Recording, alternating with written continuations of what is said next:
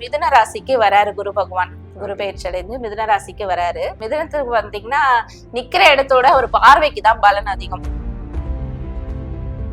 அதனால அவர் பார்வைப்படுற இந்த 3 ராசின்னு பாத்தீங்களா ரொம்ப அமோகமா இருக்கு.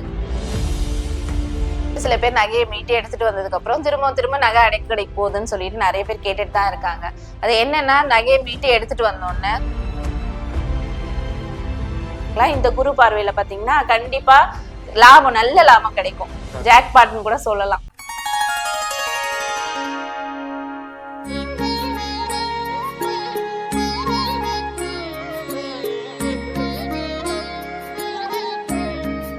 ஸ்ரீ வராகி டிவி நேயர்கள் எல்லாருக்கும் ஒரு பெரிய வணக்கம். அண்ட் இன்னைக்கு நம்ம கூட இணைஞ்சிருக்க கெஸ்ட் யாருன்னு பாத்தீங்கன்னா, இவங்க சோசியல் மீடியால நிறைய விஷயம் நாகசக்தி அருள்வாக்கு இது சம்பந்தமா நிறைய விஷயங்கள் நம்ம சொல்லிட்டு வராங்க. எஸ், நம்ம கூட இணைஞ்சிருக்க கெஸ்ட் நாகசக்தி அருள்வாக்கு ஜோதிடர் ஸ்ரீ கோமலா காந்தி மேம் நம்ம கூட இணைஞ்சிருக்காங்க. அம்மா வணக்கம்மா. வணக்கம். எப்படி இருக்கீங்க? நல்லா இருக்கேன். இப்போ 2025 ஆரம்பிச்சாச்சு. குரு பயிற்சி இந்த மாதிரி விஷயங்கள்லாம் வரப்போகுது. எந்தெந்த ராசிகளுக்கு எந்த மாதிரி விஷயங்கள்லாம் இருக்குது இந்த குரு பயிற்சி மூலமா? இப்போ 5, அதாவது மிதுன ராசிக்கு வராரு குரு பகவான். குரு பயிற்சி அடைந்து மிதுன ராசிக்கு வராரு. ரிஷபத்துல இருந்து மிதுனத்துக்கு வராரு. மிதுனத்துக்கு வந்தீங்கன்னா நிக்கிற இடத்தோட ஒரு பார்வைக்கு தான் பலன் அதிகம் குரு பகவான் பொறுத்த வரைக்கும். அதனால 5ஆம் பார்வையா துலாம் ராசியும், 7ஆம் பார்வையா தனுசு ராசியும், 9ஆம் பார்வையா கும்ப ராசியும் பாக்குறாரு. அதனால அவர் பார்வைப்படுற இந்த 3 ராசின்னு பாத்தீங்களா ரொம்ப அமோகமா இருக்கு. அவங்களுக்கான, அதாவது குழந்தை இல்லைன்றவங்களுக்கு எல்லாம் இந்த 2025ல குழந்தை பாக்கியம் கிடைக்க போகுது. இது வரைக்கும் மேரேஜே ஆகலன்னு, ஏன்னா குருதசை இருந்தாதான் சொல்லுவாங்க மேரேஜுக்கு பாக்கணும்னா. சோ அப்படி இருக்கும்போது அந்த குரு பார்வை இருக்கிறதுனால மேரேஜ் ஆகாத இருக்கிறவங்களுக்கு எல்லாம் பாத்தீங்கன்னா கண்டிப்பா மேரேஜ் நடக்கும். அதே மாதிரி தொழில்ல முன்னேற்றம் இல்ல, லாஸ் ஆயிட்டே இருந்துட்டு இருக்கு அப்படின்றவங்களுக்கு எல்லாம் இந்த குரு பார்வையில பாத்தீங்கன்னா கண்டிப்பா லாபம், நல்ல லாபம் கிடைக்கும். ஜாக்பாட்னு கூட சொல்லலாம். ஒவ்வொரு ராசிக்கும் நம்ம குரு பயிற்சி பலன் பார்த்தரலாம். நம்ம ஆரம்பம் முதல்ல இருந்து மேச ராசியில இருந்து போயிடலாம். மேசத்துக்கு குரு பயிற்சி எப்படி இருக்குது? மேஷத்துக்கு குரு பயிற்சி நல்லா இருக்கு. மேஷராசிக்கு பாத்தீங்கன்னா 3ஆம் பாவத்துல குரு பகவான் வராரு. மேஷராசிக்கு 3ஆம் பாவம் போது அவங்களுக்கு தைரிய வீரியஸ்தானம். சோ தைரியம் அதிகமா இருக்கும். ஏதாவது புதுசா பிசினஸ் ஸ்டார்ட் பண்ணணும்னு நினைக்கிறவங்க இந்த டைம்ல கண்டிப்பா ஸ்டார்ட் பண்ணலாம். அதே மாதிரி ஏதாவது ஒரு புதுசு விஷயம் தொடங்கணும்னு நினைக்கிறவங்க எல்லாம் இந்த குரு பயிற்சியில ஸ்டார்ட் பண்ணும் போது அவங்களுக்கு சக்சஸ் ஆகும். ஓகே, அடுத்த கட்டமா ரிஷபராசி. ரிஷபராசிக்கு பாத்தீங்கன்னா 2ஆம் இடம் வாக்குஸ்தானம், குடும்பஸ்தானம். அதுல குரு பயிற்சி அடைகிறாரு. அதனால அவங்களுடைய வாக்குஸ்தானம், அதே மாதிரி இந்த வாக்குஸ்தானம், அதாவது அவங்க சொல்ற வாக்குலாம் பழிக்க ஆரம்பிக்க போகுது. நல்ல விஷயங்கள்லாம் அவங்க குடும்பத்துக்கு நடக்க போகுது.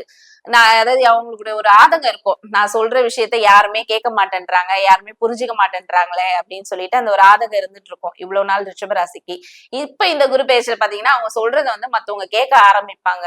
ஏன்னா 2ஆம் இடம் வாக்குஸ்தானம்ன்றதுனால மத்தவங்க அவங்க பேச்ச கேட்க ஆரம்பிப்பாங்க. அதே மாதிரி இந்த சினி ஃபீல்ட்ல இந்த டப்பிங் பேசுறவங்களுக்கு எல்லாம் பாத்தீங்கன்னா ஒரு நல்ல ஒரு அனுகூலமான குரு பயிற்சியா இந்த குரு பயிற்சி இருக்கு. மிதுன ராசிக்கு பாத்தீங்கன்னா அவங்களுடைய ராசிலேயே குரு பகவான் வர்றதுனால கொஞ்சம் எந்த ஒரு புதிய முயற்சியிலும் ஸ்டார்ட் பண்ணாம, ஏன்னா எப்பவுமே குரு பார்வைக்கு தான் பலன் அதிகம். அவர் இருக்கிற இடத்துல அந்த அளவுக்கு பலம் இருக்காது. சோ அதனால மிதுன ராசிக்கு மட்டும் கொஞ்சம் ஏற்றமான குரு பயிற்சியா தான் இருக்கு. அதே புதுசா எந்த ஒரு தொழிலும் தொடங்காம இருக்கிற தொழிலே கொஞ்சம் அவங்க கவனம் செலுத்தி பண்ணாங்கன்னா கண்டிப்பா அவங்களுக்கு சக்சஸ் ஆகும். ஓகே, அடுத்தபடியா கடகராசி. கடகராசிக்கு பாத்தீங்கன்னா 12ஆம் இடத்துல வராரு குரு பகவான். இப்போ 12ன்றது விரயஸ்தானம்.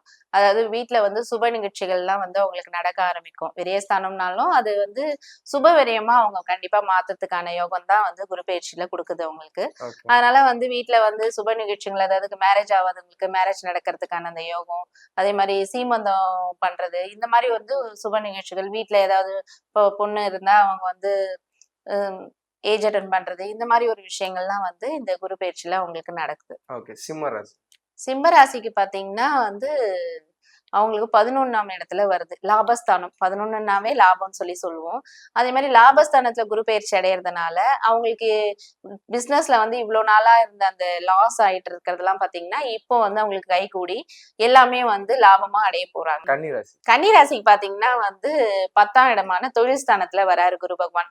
அதனால தொழில்ல நிறைய முன்னேற்றம் கிடைக்க போகுது. அவங்களுக்கு ஏதாவது புதுசா ஒரு தொழில் தொடங்கினாலும் இந்த காலகட்டத்துல தொடங்கினா எல்லாமே டபுளா ட்ரிபிளா அவங்களுக்கு இன்னும் புது புது தொழில் தொடங்குறதுக்கான வாய்ப்பை ஏற்படுத்தி கொடுக்கும். ஓகே, அடுத்து துலாம் ராசி. துலாம் ராசிக்கு பாத்தீங்கன்னா 9ஆம் இடத்துல வராரு. 9ஆம் இடம் வந்து பாக்கியஸ்தானம். வெளிநாட்டுக்கு போகணும்னு சொல்லிட்டு ரொம்ப நாளா ட்ரை பண்ணிட்டு இருக்கவங்களுக்கு எல்லாம் பாத்தீங்கன்னா இந்த குரு பயிற்சியில கண்டிப்பா அதுக்கான யோகம் அமையுது.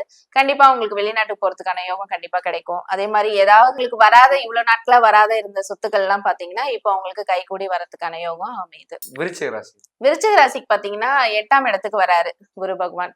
விருச்சிக ராசிக்கு 8ன்றது வந்து அவங்களுக்கு இவ்வளவு நாளா இருந்த எதிரிகள், கடன் எல்லாமே வந்து இப்போ ஒரு முடிவுக்கு வரும். எல்லாமே அவங்களுக்கு சக்சஸ் ஆகும். இனி அவங்க நினைக்கிற விஷயங்கள் எடுத்து வைக்கும் போது கண்டிப்பா சக்சஸ் கொடுக்கும். ஓகே, தனுசு ராசி. தனுசு ராசிக்கு பாத்தீங்கன்னா 7ஆம் பார்வையா தனுசு ராசியை பாக்குறாரு குரு பகவான். அதனால இவ்வளவு நாளா மேரேஜ் ஆகாதவங்களுக்கு எல்லாம் வந்து கண்டிப்பா திருமணம் கைகூடி வரதுக்கான யோகம் வந்து இந்த குரு பயிற்சியில அமையுது. மகர ராசி. மகர ராசிக்கு பாத்தீங்கன்னா 6ஆம் இடத்துல வராரு. 6ஆம் இடம்ன்றதுனால அவங்களுக்கு இவ்வளவு நாளா ரொம்ப நாளா நோய்கள் ஏதாவது இருந்தா அதெல்லாம் வந்து ஒரு தீர்வு கிடைக்கும். அதாவது ரொம்ப நாளா வந்து ட்ரீட்மெண்ட் எடுத்துட்டு இருக்கேன் இந்த நோய்க்கு, ஆனா அந்த நோய் எனக்கு சரியே ஆகலன்றவங்களுக்கு எல்லாம் பாத்தீங்கன்னா இந்த குரு பயிற்சியில அவங்களுக்கு அதுக்கான ட்ரீட்மெண்ட் எடுக்கும் போது சக்சஸ் ஆகும். ஏதாவது புதிய முயற்சிகள் தொடங்கும் போது சக்சஸ் ஆகும். அதே மாதிரி இந்த ரொம்ப நாளா வந்து தொழில வந்து முன்னேற்றம் இல்லைன்றவங்களுக்கு எல்லாம் இந்த குரு பயிற்சி அவங்களுக்கு நல்ல ஒரு தொழில சக்சஸ் பண்றதுக்கான யோகத்தை கொடுக்குது. ஓகே, நெக்ஸ்ட் கும்பராசி. கும்பராசிக்கு பாத்தீங்கன்னா 5ஆம் இடத்துல குரு பயிற்சி அடைகிறாரு. 5ன்றது வந்து பூர்வ புண்ணிய புத்திரஸ்தானம் சொல்லுவோம்.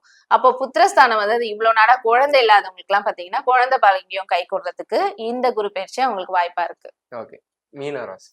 மீன ராசிக்கு பாத்தீங்கன்னா 4ஆம் இடமானத்துல வராரு. அதாவது அவங்களுக்கு வந்து இவ்வளவு நாளா வந்து நகை வாங்கவே முடியல, நகை எவ்வளவு வாங்கினாலும் வந்து அது எங்க கிட்ட இருக்க மாட்டேங்குது, அந்த மாதிரி நினைக்கிறவங்களுக்கு எல்லாம் இந்த குரு பயிற்சி ரொம்ப நல்லா இருக்கு. வீடு மனை யோகம், அதே மாதிரி புதுசா ஏதாவது நகை வாங்குறது, அத ஏதாவது வந்து ஒரு பைக் வாங்கணும்னு நினைச்சிட்டு இருக்காங்க, கார் வாங்கணும்னு நினைச்சிட்டு இருக்கவங்களுக்கு எல்லாம் இந்த குரு பயிற்சியில அவங்க அதுக்கான முயற்சி எடுத்தா கண்டிப்பா வாங்கிடலாம். ஓகே மேம், பொதுவா இப்ப இந்த பெண்கள் குடும்பத்துல இருக்கிறவங்க எல்லாருமே வந்து இப்ப நகையை போய் வைக்கிறாங்க, அடமானமோ அடகு கடையில இந்த மாதிரி வைக்கும் போது அதை மீட்டுட்டு வராங்க, திருப்பியும் அதே நகையை திருப்பி அடகு கடைக்கே போற மாதிரி ஒரு சூழ்நிலை வருதுல்ல, இதெல்லாம் என்ன காரணம்? இதுக்கு என்ன பரிகாரம் பண்ணணும்? இப்போ வந்து சில பேர் நகையை மீட்டு எடுத்துட்டு வந்ததுக்கு அப்புறம் திரும்ப நகை அடகு கடைக்கு போகுதுன்னு சொல்லிட்டு நிறைய பேர் கேட்டுட்டு தான் இருக்காங்க. அது என்னன்னா, நகையை மீட்டு எடுத்துட்டு வந்தோடனே தண்ணியில வந்து ஃபர்ஸ்ட் ஒரு மஞ்சத்தூள் போட்டு தண்ணியில வாஷ் பண்ணிடணும். வாஷ் பண்ணதுக்கு அப்புறம் இந்த கல்லுப்பு, அப்புறம் இந்த லவங்கம் இதெல்லாம் போட்டு அந்த நகையை வந்து அதுல போட்டு வச்சிடணும். அப்புறம் ஆவாரம் பூ இதெல்லாம் போட்டு வைக்கும் போட்டு ஒரு நாள் ஃபுல்லா அந்த கல்லுப்புலயே அந்த நகை இருக்கட்டும். அந்த ஆவாரம் பூ எல்லாம் வச்சுட்டு அதுலயே இருக்கணும் அந்த நகை. அடுத்த நாள் தான் அதை எடுத்து வந்து திரும்பவும் வந்து கடல் தண்ணியில வாஷ் பண்ணிட்டு திரும்பவும் யூஸ் பண்ணும் போது திரும்ப அடகு கடைக்கு அந்த நகை போகாது. ஏன்னா நகை கடையில போய் அடகு வச்சுட்டாவே அது தோஷம் பட்டுடுது நகை. அதனால வீட்டை எடுத்துட்டு வரும்போது இந்த மாதிரி ஒரு விஷயங்கள் பண்ணா திரும்ப அடகு கடைக்கு போறதுக்கான வாய்ப்பு இருக்கவே இருக்காது.